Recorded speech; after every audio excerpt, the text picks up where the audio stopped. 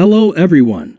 We'll discuss NIO market performance, the impact of Jerome Powell's statements, and factors affecting Tesla, SPY, and other stocks. Let's dive in. We are trying to understand the situation between NIO and SPY, and we will also discuss the potential impacts on the market. Today, Jerome Powell made some statements, and tomorrow, we will be looking at important levels for other tickers as well, including NIO. Now, let's get started with what's happening in the market.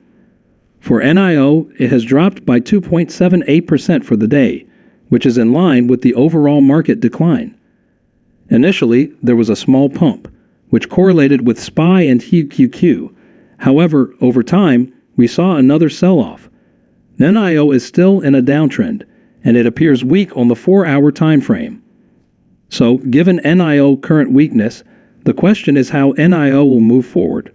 I will discuss this in a few minutes, but first, let's talk about how the market is looking and some other factors. So what happened today? Jerome Powell delivered his speech. I want to give you a warning about this. When Powell addressed the market yesterday, the market exhibited some very peculiar behavior. First, there was a pump, then a drop, followed by another pump, and then a sharp decline over time, eventually closing with a significant drop. It was very unusual and volatile, and Jerome Powell was behind this. I just want to remind you that there's not much special on the horizon for tomorrow.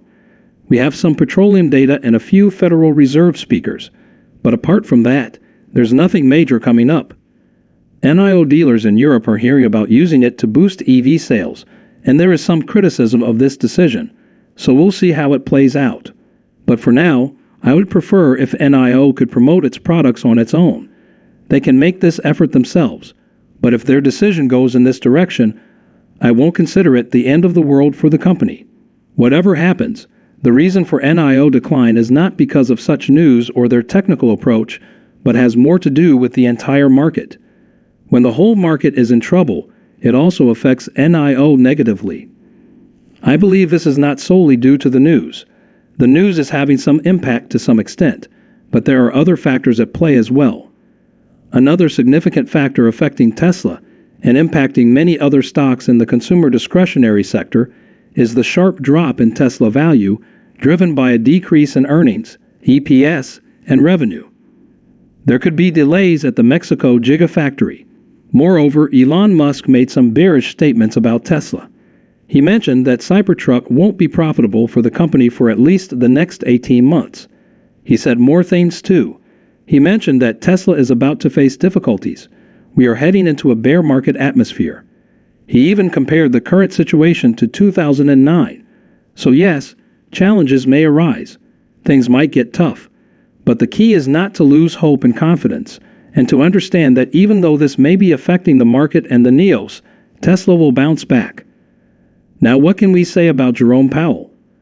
Powell said something today. Essentially, he seemed to be flip-flopping. Initially, he made some soft comments regarding the FED policies, indicating progress towards lowering inflation. He said that the Fed has more work to do, but there has been some progress. However, during the questions and answers session, he changed his tone again, stating that inflation is increasing. The Fed may need to remain tight for a longer period. He also mentioned that they would consider this. And you should know that whether they pause or hike, there's no guarantee it will work. In fact, there's no guarantee that it will even happen, because Powell said they would make a decision after looking at economic data. So he said somewhat the same things, but he also stated that if economic data keeps coming in, the Fed will need to raise rates again.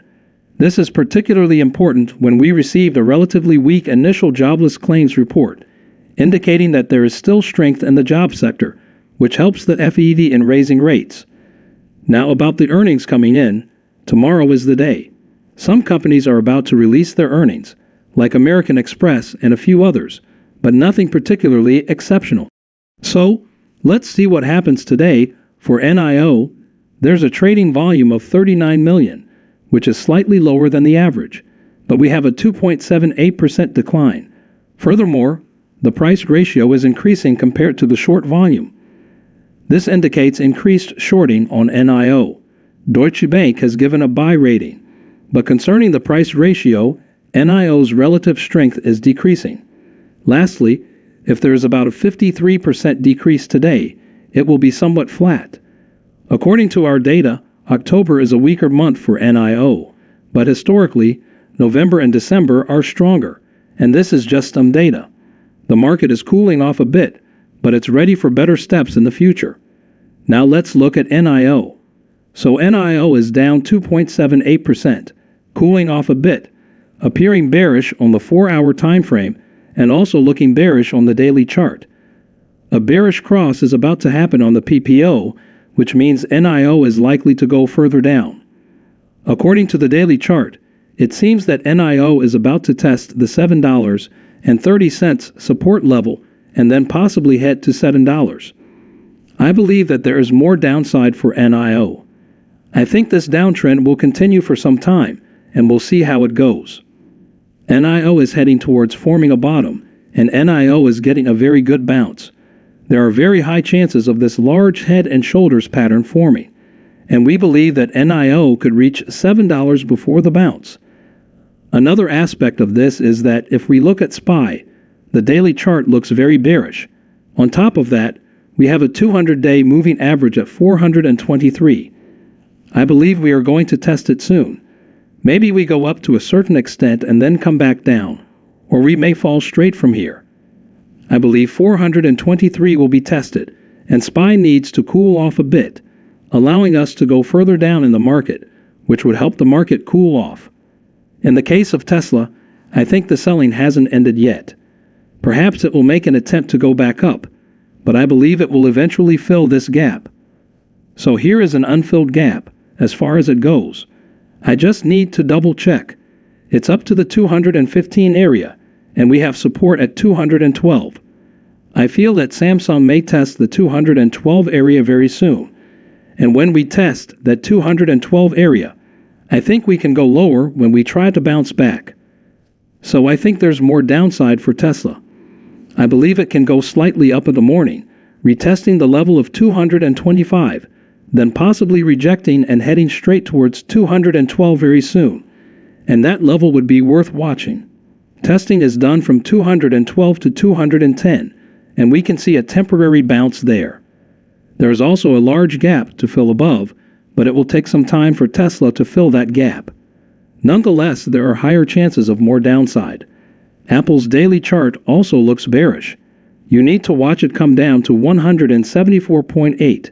If it loses this level, look at 174, then it could head towards 172.5 if it goes further down.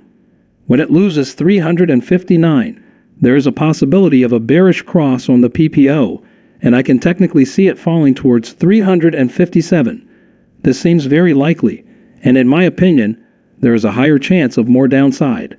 Finally, in the case of Nvidia stock, if it breaks 421, it can test the 418 area.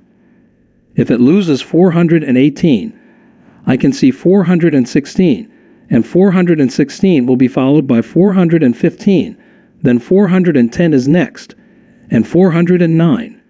I believe Nvidia will test 409 very soon. I see a bit more downside. I believe it can go a little lower, and then try to bounce, but look at it for the test at 409. We are quite close to it. So those were the remaining tickers. Now, let's talk about NIO. What do I think NIO will do? I believe that NIO can go up a bit today.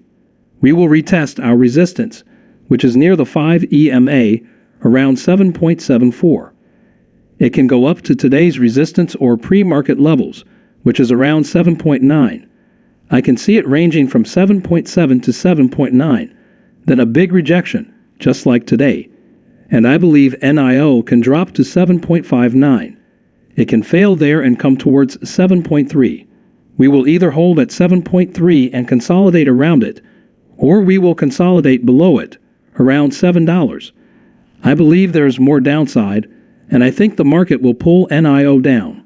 Looking at this large head and shoulders pattern, I believe the $7 area will be very important. I think NIO can come to these levels, so look at 7.3 and $7 and think that there are more chances of a little more downside, and then a good bounce in the coming weeks. Thank you for joining us today. If you enjoyed the video, don't forget to hit the like button and subscribe to our channel for more stock predictions and market insights. Remember to turn on the notification bell so you never miss an update. Happy investing, and see you in the next video.